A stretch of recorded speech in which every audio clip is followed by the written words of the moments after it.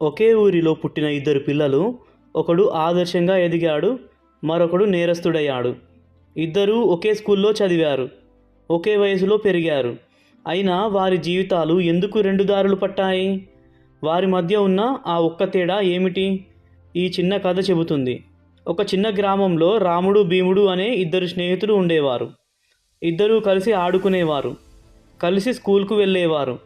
చదువులో కూడా ఇద్దరూ దాదాపు సమానమే. కానీ స్కూల్ ముగిసిన తరువాత వారి జీవితాలు రెండు దారులు పట్టేవి. రాముడు ఇంటికి వెళ్ళగానే అమ్మమ్మ పక్కన కూర్చునేవాడు. ఆమె పంచతంత్ర కథలు చెప్పేది, రామాయణంలోని శ్రీరాముని గుణాలు చెప్పేది, మహాభారతంలోని ధర్మరాజు గురించి చెప్పేది. ఎప్పుడూ నిజాయితీగా ఉండు, పెద్దలను గౌరవించు, చెడు స్నేహాలకు దూరంగా ఉండు అని ప్రేమగా బోధించేది. ఆ కథలు రాముడి మనసులో మంచి విలువలను నాటాయి.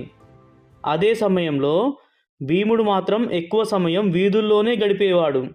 అతనికి మంచి కథలు చెప్పేవాళ్ళు ఎవరూ ఉండేవారు కాదు.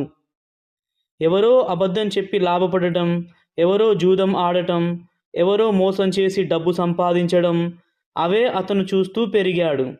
నెమ్మదిగా అతని స్నేహితులు మారిపోయారు, అతని అలవాట్లు మారిపోయాయి. చివరికి అతని జీవితం మారిపోయింది. సంవత్సరాలు గడిచాయి. ఒకరోజు అదే ఊరి పోలీస్ స్టేషన్లో ఇద్దరూ మళ్ళీ ఎదురుపడ్డారు. ఒకవైపు పోలీస్ యూనిఫామ్లో నిజాయితీ గల అధికారి రాముడు, మరోవైపు దొంగతనం కేసులో పట్టుబడి తల వంచుకొని నిలబడ్డ భీముడు. రాముడిని చూడగానే భీముడి కళ్ళల్లో నీళ్లు తిరిగాయి. రామా, నీకు చిన్నప్పటి నుంచి అమ్మమ్మ నీతి కథలు చెప్పింది, తాతయ్య మంచి విలువలు నేర్పాడు. నాకు అలాంటి అదృష్టం దక్కలేదు. చిన్నప్పటి నుంచి మంచి మాటలు వినే అవకాశం దొరకలేదు. చెడు సాంగత్యమే నా గురువైంది అని బాధగా అన్నాడు.